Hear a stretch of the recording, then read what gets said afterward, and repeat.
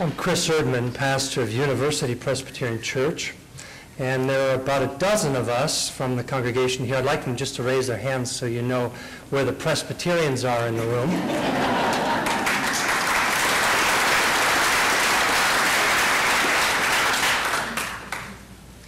Yesterday I found an article by a Muslim journalist on the Huffington Post who was likening the experience of Ramadan for him like the Grinch who stole Christmas. And so, as a servant of Jesus and a representative of the Universal Church of Jesus, I apologize to you that the Grinch has tried to steal your Ramadan peace, your Eid joy.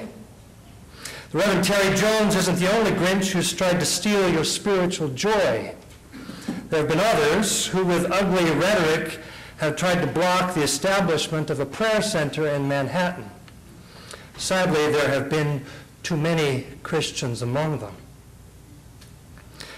There are people who use the Christian religion for purposes that run counter to the faith of Jesus. They misunderstand Jesus. They misuse his teaching.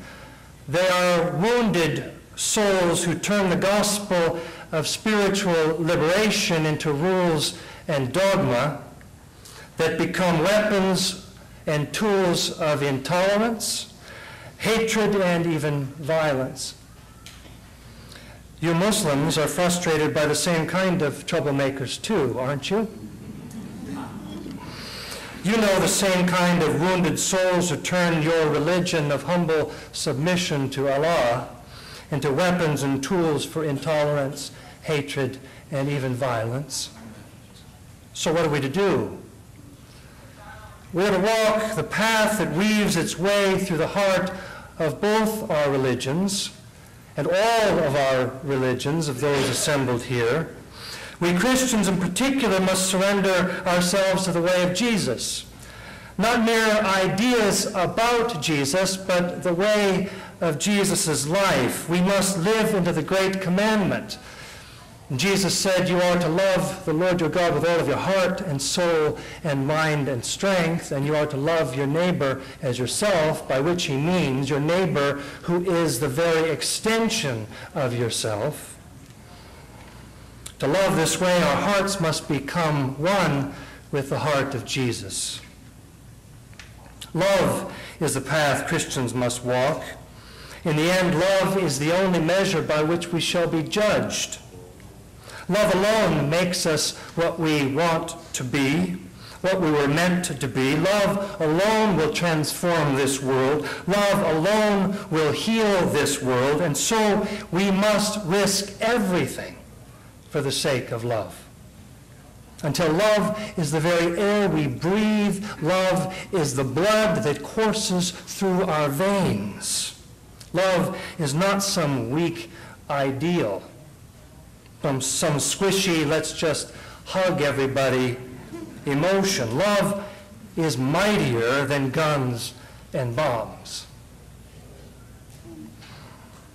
Love triumphs over governments and Grinches.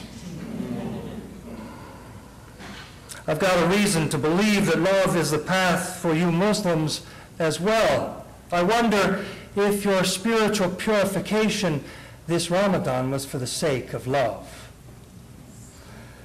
Do you seek to love Allah with all of your being?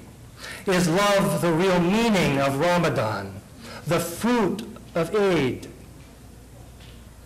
Rabia of Basra is one of the most popular and influential female Islamic saints, a central figure in the Sufi tradition. She was born nearly 500 years before Rumi, and some say she is the poet who most influenced his writings.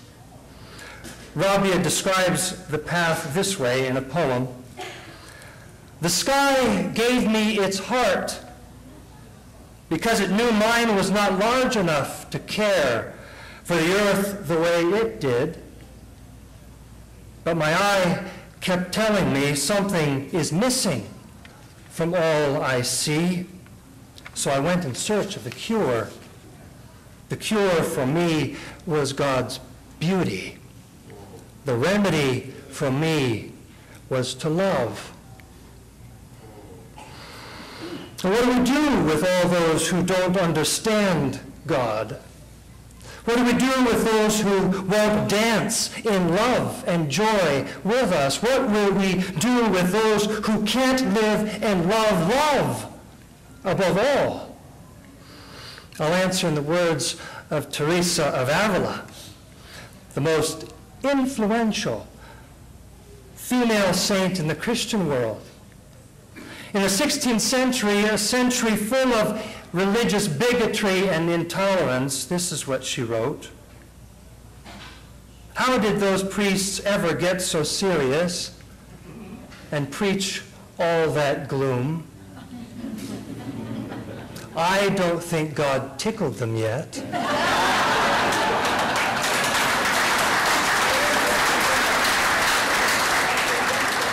And then she ends and says, "Beloved, hurry." So let us join our hearts and commit ourselves to love above all. And when we're troubled by the Grinches and the Grouches, who sometimes might be us, when we're threatened by those who hate, let us together pray, "Beloved, hurry."